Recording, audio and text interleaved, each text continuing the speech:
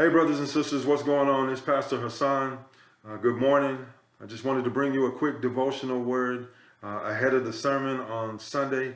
We're going to be looking, Lord willing, at 1 Corinthians chapter 8, which is a chapter that deals with idolatry and specifically the issue of food sacrificed to idols. Chapter 8 really begins a whole discussion that Paul is going to have about the issue of idolatry and how the people of Corinth, these believers, are to navigate that. And it's a really relevant issue for them because they were saved out of this context where the whole culture and society around them was steeped in idolatry. At just about every level of society, there was religious rituals and ceremonies and sacrifices and all kinds of festivals that were associated with the gods of the nations and the peoples around them. And so now as they've become Christians, but they still live in this very culture, like how do they navigate those things? How do they live life in the midst of all of that, knowing that so much of what they were formerly connected to and still remain involved in some capacity has connections to the gods of the nations and idols. So Paul is going to begin to instruct them and give them some pastoral wisdom and lay down some instructions for them in terms of how they're to think about these things and navigate these things as Christians. And just in advance of that, ahead of that, I want to lay down a few principles from Jeremiah chapter 10, verse 1 to 11. So I'll just read that and then make a few comments. This is what God's word says in Jeremiah chapter 10, beginning at verse 1. Learn not the way of the nations, nor be dismayed at the signs of the heavens, because the nations are dismayed at them. For the customs of the peoples are vanity. A tree from the forest is cut down and worked with an axe by the hands of a craftsman. They decorate it with silver and gold. They fasten it with hammer and nails so that it cannot move. Their idols are like scarecrows in a cucumber field, and they cannot speak. They have to be carried, for they cannot walk. Do not be afraid of them, for they cannot do evil, neither is it in them to do good. There is none like you, O Lord. You are great, and your name is great in might. Who would not fear you, O King of the nations? For this is your due. For among all the wise ones of the nations and all their kingdoms, there is none like you. They are both stupid and foolish. The instruction of idols is but wood. Beaten silver is brought from Tarshish, and gold from Uphaz. They are the work of the craftsman and of the hands of the goldsmith. Their clothing is violet and purple. They are all the work of skilled craftsmen. But the Lord is the true God. He is the living God and the everlasting King. At his wrath, the earth quakes, and the nations cannot endure his indignation. Thus shall you say to them, the gods who did not make the heavens and the earth shall perish from the earth and from under heaven. And so what Jeremiah is doing is he's instructing the people of God in terms of how they are to understand and relate to the idols of the nations. And so the first thing he tells them is learn not the way of the nations. Like don't follow what they're doing. All of these gods and goddesses that they are worshiping, don't do that. Don't go down that path.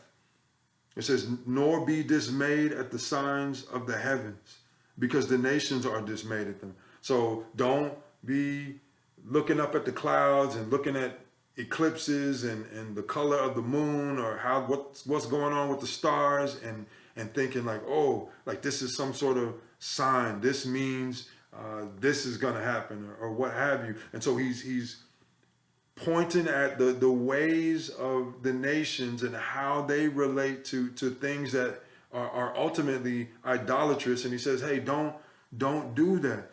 Verse 3, for the customs of the peoples are vanity. It's worthless. It's a vapor. It's going to go up in smoke.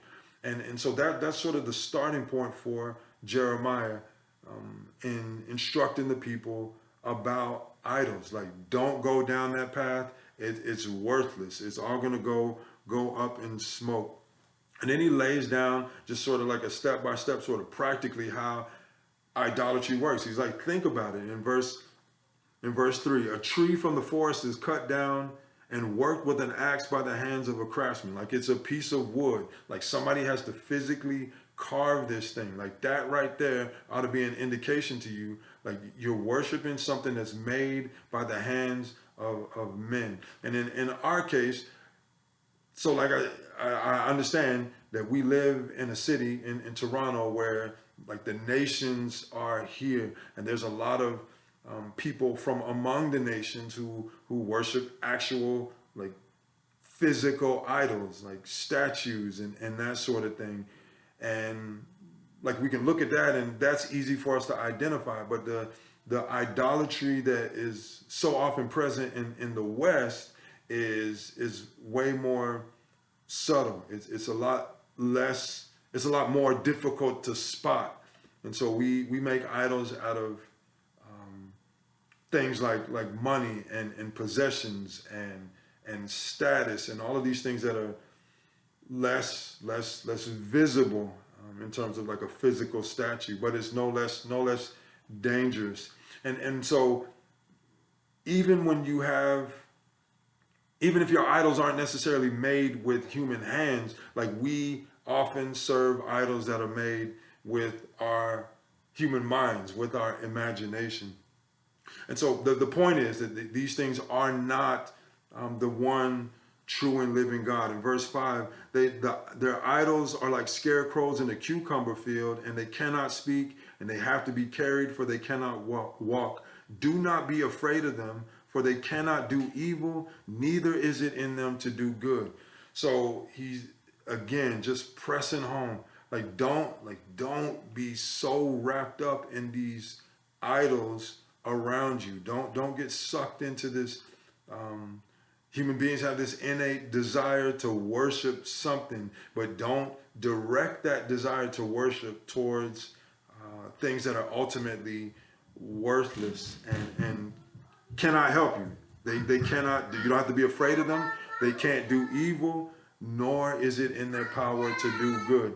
And this is one of the things that Paul is going to drive home to the Corinthians, that at the end of the day, idols are nothing. Like they have no real existence.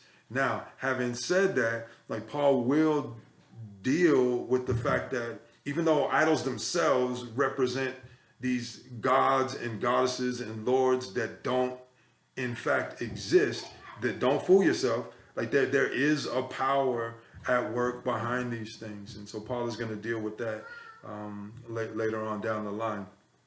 But his main focus and what we see here in Jeremiah chapter 10 is like, don't get wrapped up in idolatry. Don't forget that like these things are not the one true and living God. Like they cannot ultimately help you or harm you. Verse 6 says, there is none like you, O Lord. You are great in might, and your name is great in might. And so he begins to contrast, okay, here's these worthless idols that can't help you, can't hurt you, but the Lord, on the other hand, is great in might, and he himself is great by his very nature. And verse 10 makes this statement about the Lord in contrast to the worthlessness of idols, but the Lord is the true God. He is the living God and the everlasting King. At his wrath, the earth quakes and the nations cannot endure his indignation. So the Lord actually has power, and he reigns over all things. And his indignation is something that people cannot endure. He has the power to help and to hurt. Like it's real. It's legit. But for his people, of course, like he's for us and not against us. And so what he says at the end in verse 11 is, thus you shall say to them, the gods who did not make the heavens and the earth shall perish from the earth and from under the heavens. So these idols who didn't make the heavens and the earth. They're not the creator God.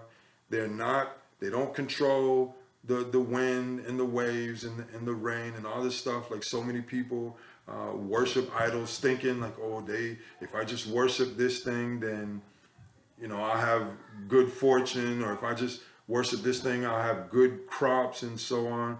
And again, we do that sort of thing. A lot of people do that sort of thing even now.